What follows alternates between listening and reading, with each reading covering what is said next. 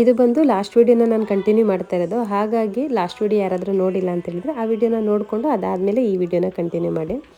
ಕಲ್ಯಾಣೋತ್ಸವ ಎಲ್ಲ ಮುಗಿಸ್ಕೊಂಡು ಒಳ್ಳೆ ಊಟ ಮಾಡಿಕೊಂಡು ಮನೆಗೆ ಬಂದು ಮಲ್ಕೊಬಿಟ್ಟು ಮಾರ್ನಿಂಗ್ 4 o'clock ಇದ್ದಿದ್ದು, ಜೊತೆಗೆ ಮೈಸೂರು ಟು ಬ್ಯಾಂಗ್ಳೂರು ಟ್ರಾವೆಲ್ ಬೇರೆ ಮಾಡಿದ್ದು ಅಲ್ವಾ, ಚೆನ್ನಾಗಿ ಸುಸ್ತಾಗಿತ್ತು, ಒಳ್ಳೆ ನಿದ್ದೆ ಬಂದುಬಿಡ್ತು.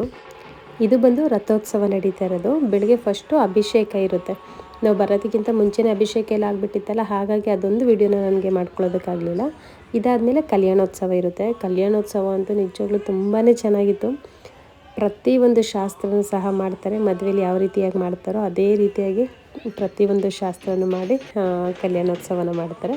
ಇದಾದಮೇಲೆ ಒಂದೊಳ್ಳೆ ಮದುವೆ ಊಟ ಇರುತ್ತೆ. ಊಟ ಎಲ್ಲ ಆದಮೇಲೆ ಸಂಜೆ ಒಂದು 6 ಗಂಟೆ ಮೇಲೆ ಇದು ರಥೋತ್ಸವ ನಡೆಯುತ್ತೆ. ರಥೋತ್ಸವ ಎಲ್ಲ ಬೇಗ ಮುಗಿದ್ರೆ ಸಂಜೆನೇ ಊರಿಗೆ ಹೋಗೋಣ ಅಂತ ಹೇಳಿದರು ಶೋಭಾ ಮ್ಯಾಮು. ನೋಡಿದ್ರೆ ರಥೋತ್ಸವ ಮುಗ್ದಿದ್ದೇನೆ ಒಂದು 11 ಗಂಟೆ ಆಗಿಬಿಡ್ತು. ಹೇಗೋ ನಾವು ಮಧ್ಯಾಹ್ನ ಸ್ವಲ್ಪ ರೆಸ್ಟ್ ಮಾಡಿದ್ದಕ್ಕೆ ಓಕೆ, ರೆಸ್ಟ್ ಮಾಡಿಲ್ಲ ಅಂದ್ರಂತೂ ನಿಜವಾಗ್ಲೂ ಅಷ್ಟೊತ್ತು ತನಕ ಎಲ್ಲ ಓಡಾಡೋದಕ್ಕೆ ಆಗ್ತಾನೆ ಇರಲಿಲ್ಲ, ಅಷ್ಟೊಂದು ಸುಸ್ತಾಗ್ಬಿಡೋದು.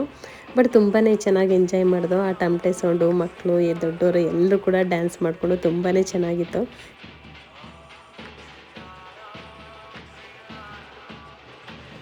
ಹಾಗೆ ವಿಡಿಯೋ ನೋಡ್ತಾ ಇರೋ ನಿಮಗೂ ಕೂಡ ಕಲ್ಯಾಣೋತ್ಸವದ ವಿಡಿಯೋ ಆಗಿರ್ಬೋದು ಅಥವಾ ಇವತ್ತಿನ ರಥೋತ್ಸವ ವಿಡಿಯೋ ಆಗಿರ್ಬೋದು, ಎರಡೂ ಕೂಡ ತುಂಬಾ ಇಷ್ಟ ಆಗಿರುತ್ತೆ ಅಂತ ಅಂದ್ಕೊಳ್ತೀನಿ.